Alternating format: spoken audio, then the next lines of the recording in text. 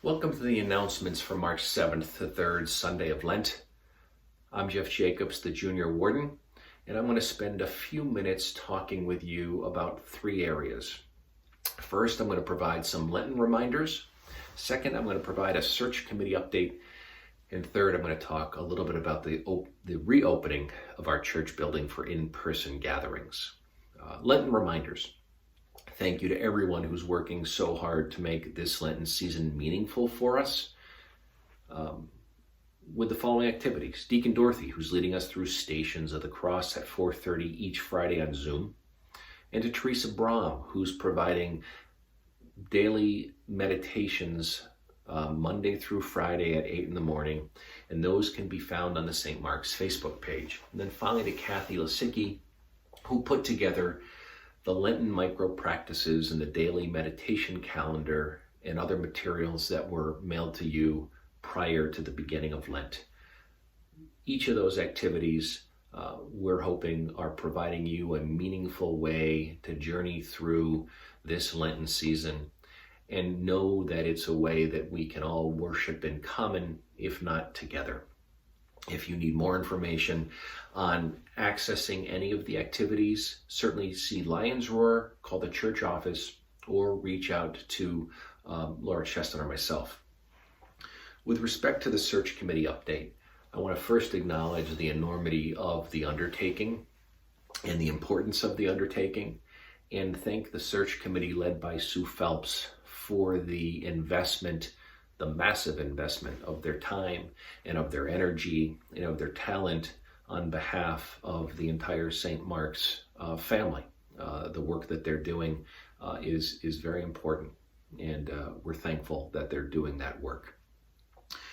I also want to acknowledge and let you know that we are mindful of the frustration for those of us, including me as a vestry member. I have very limited, if not zero, insight into the full workings of the search process. And it wasn't until very recently when the search committee presented to the vestry an update on their status that I had a little more information. And I can tell you that we're told by the diocese that this discernment process, the search process, can take some parishes as long as 2 years from start of the process to the completion of the process. That's a very long time. And the good news is St. Mark's, as we know, is not like most parishes. So again, recently the search committee has met with vestry, and we've had some very important, very impactful, very encouraging meetings. From a process perspective, I'm very pleased with where we are in the process, and I am hopeful that in the coming weeks, perhaps even as early as the Easter season this spring, we'll be able to provide you some more specific information on candidates and where we are in the process. So again, thank you for your patience. Thank you for understanding the process. If you see a member of the search committee, thank them for the investment of their time and energy they're putting in on behalf of the entire St. Mark's family. Thank you again. If you have any questions, any concerns, please reach out to Laura Cheston or myself and share those with us. Let us know. And we will do our best to provide you with what clarity we're able to as the process continues.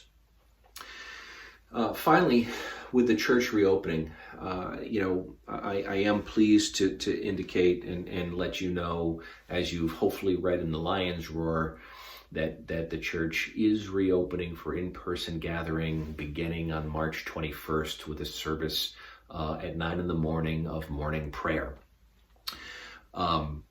We're at this place because of the good work that occurred by the wardens and the vestry back in the fall, and by Kathy Lasicki, who put together our reopening covenant. It's a binder. It's a binder full of protocols, and it was submitted to the diocese and they have approved it. So I want to give you just a quick overview of the protocols, what may look different, what will look the same, and where we go from here.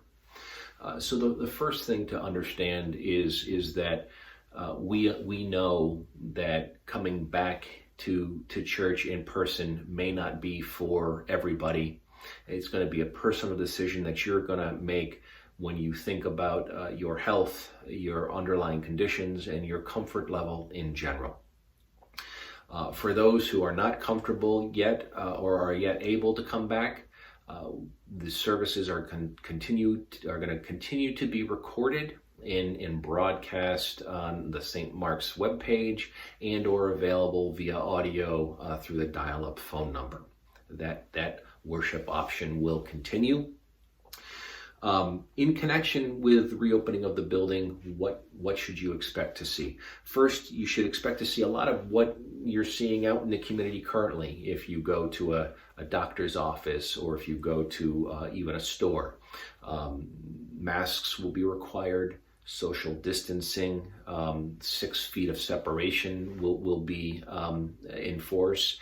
And you're going to see hand sanitizer, and you're going to see temperature checks. Again, a lot of the same things that you have been seeing elsewhere.